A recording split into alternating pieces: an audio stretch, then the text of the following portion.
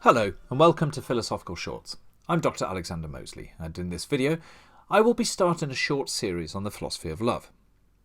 Like many philosophical topics, when we think about love, we begin to realise that it's not such a simple concept for us to grasp, to put on the table and say, this is what love is. Indeed, over a dozen pop songs ask, what is love?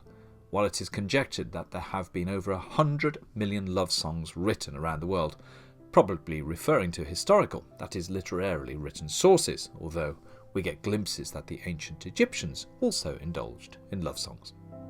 100 million love songs is a useful estimate for us to begin to recognise that the concept of love gets our attention. But then the problems start. A good place to begin any subject in philosophy is to start with the meaning of the main concept, in this case the word love. Firstly, any word that we use will come with a host of cultural and personal baggage. Words are social currency to signify something, to point to some phenomenon that we decide to recognise and give some credence to. Broadly speaking, love is a positive feeling towards another, a person or even a thing, but that's rather bland. Some may invoke that love presents an irrationality, something that overcomes us, as in, I fell in love, as in falling out of reason or like falling in a hole, an accident involving a loss of free will. And then we have, it was love at first sight, as in, I couldn't help it, which the Germans employ too, while the French and Italians refer here to a lightning strike, signifying something again that is outside of us that removes all sense of self-control. Un coup de foudre in French, and colpo de fulmine in Italian. Spanish also colloquially refers to Eros' arrow, un flechazzo, each referring to that turning of the head, that overwhelming sense of attraction to another that's instantaneous, which may invoke an ephemeral infatuation, a core moment, an event that destabilises our normal equilibria, but which may also be the initiation of a long commitment to romantic love. Anyway, back to the Greeks.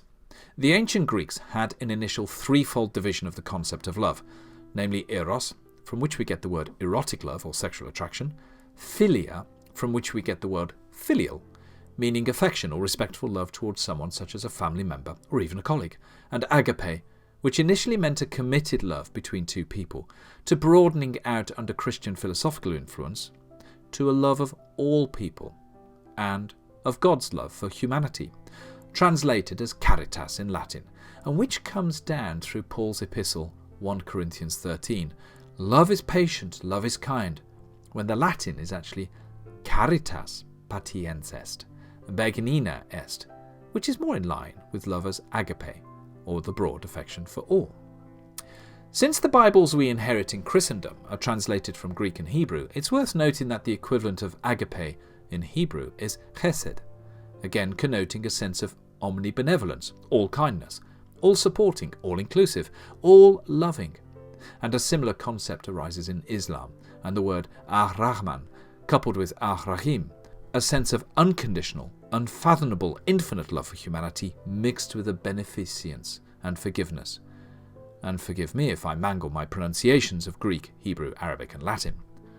Given that caveat to fellow academics and linguists, the three-layered or tripartite division of love gives us a useful outline. However, the word levels raises philosophical eyebrows. Do we really mean levels of intensity? Or can we mean three areas of love that are of equal intensity but merely differ in their purpose and intention?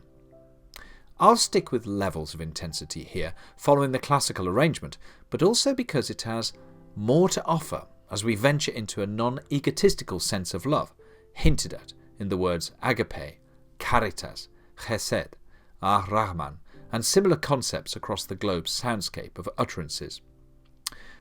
This has been a short review of the concept of love, showing how the English word is rather flexible and requiring a context to understand.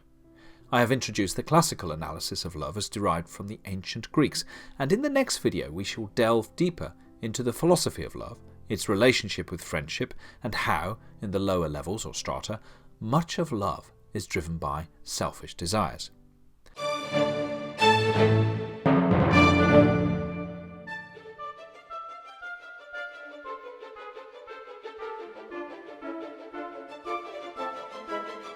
you.